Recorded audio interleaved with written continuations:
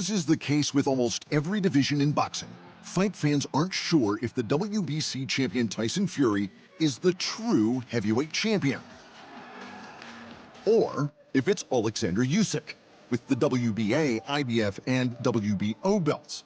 Both have a good claim to the lineal throne because they've both got at least one title to their name, which means everything is a mess. On the one hand, you've got Fury, the WBC champion, and the man who most likely lays the claim to the lineal title. Number one, Usyk's a pussy. Usyk's a pussy with an earring in, like a little girl. Come on, proper pussy. And I'm gonna knock him out. Come on, strike out. For starters, Fury beat Vladimir Klitschko, and the basic rule of the lineal title is that to be the man, you got to beat the man.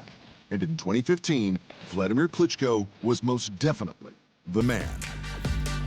While Big Vlad never held all 4 titles, he was considered the lineal champ because he dominated the division, most of the time with 3 of the 4 belts for a decade.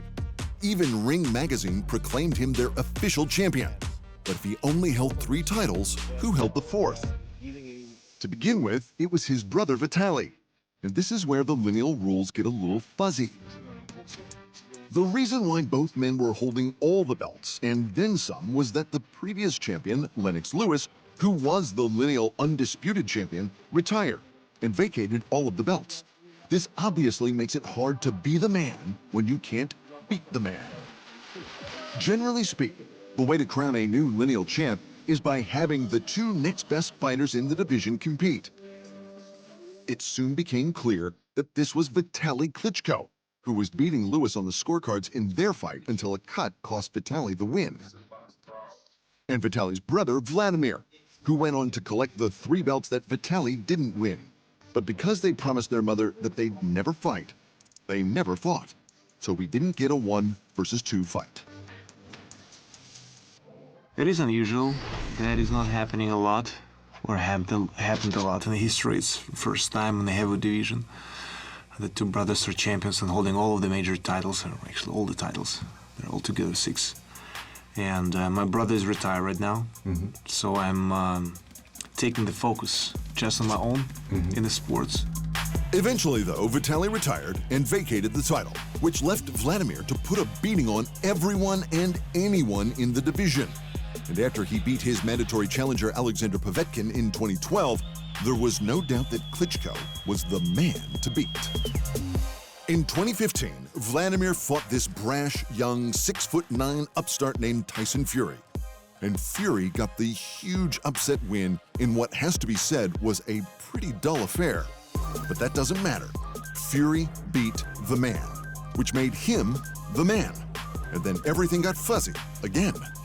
I think Vladimir Klitschko may have let me win tonight on purpose in Germany, in his hometown, in front of 50,000 fans.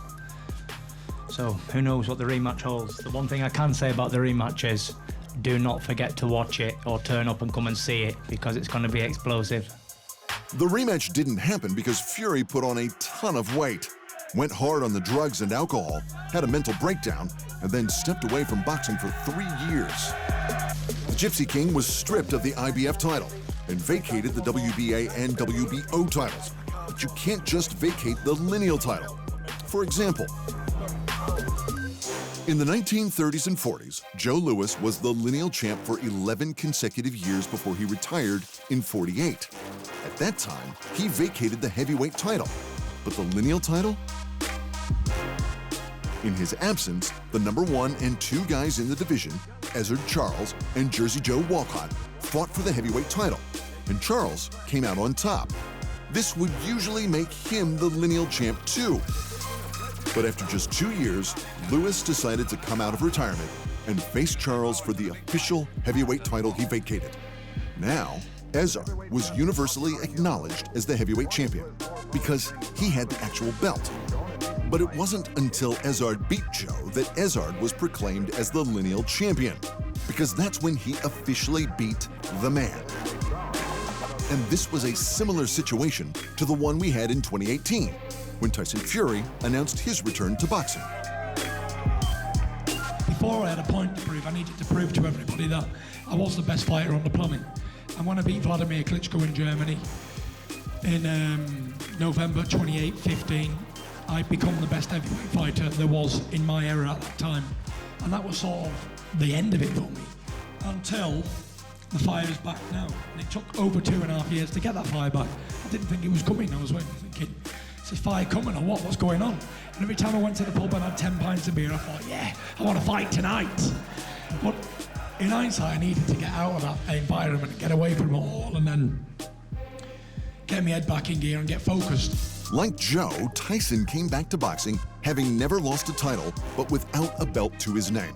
So he was still the lineal champion. The difference is that the man Tyson was when he beat Vladimir Klitschko to become the man was clearly not the same man as the one who came back 3 years later to beat the cruiserweight journeyman Supremacy. This Fury wouldn't have had a hope in the world of beating Vladimir Klitschko, and everyone, including Fury, knew it. But he was still the man. And if I'm brutally honest, I could have knocked him out in 10 seconds, really. Could have done him in the first round. That's being honest. But what would that have done me? I got 4 rounds instead of 30 seconds, basically. And I enjoyed it. I got a good little 4 rounds in. TV exposure, baby! Fury also didn't lose in his next bout against the heavyweight journeyman Francisco Pianeta. And more importantly, Fury didn't lose in his next fight either. But that fight was against Deontay Wilder, the man who held the only belt Fury didn't win when he beat Klitschko. Wilder versus Fury was his chance to prove that he was still the man. But it wasn't his time, and they fought to a draw. It was a great fight, and it was a pleasure. But listen, it was what it was. I enjoyed every second of it. I'm not going to sit here and complain all night, scream robbery, this, that, and the other. I thought I won the fight.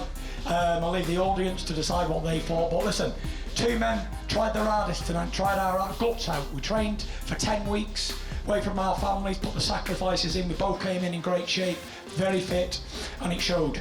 I hope everybody enjoyed it as much as we did, and I'm sure we're going to put a great show on in the second fight. To even look competitive after everything he'd been through against one of the biggest punchers in boxing history was simply remarkable. But Fury's comeback wasn't complete, and he needed more ring time. This was 2018. And where was Oleksandr Usyk in 2018? The Ukrainian fought 3 times to become the undisputed cruiserweight champion after just 16 pro fights. And next, the cat was headed to heavyweight. Thanks for watching. And remember, if you want more fight sports in your life, just hit the subscribe button.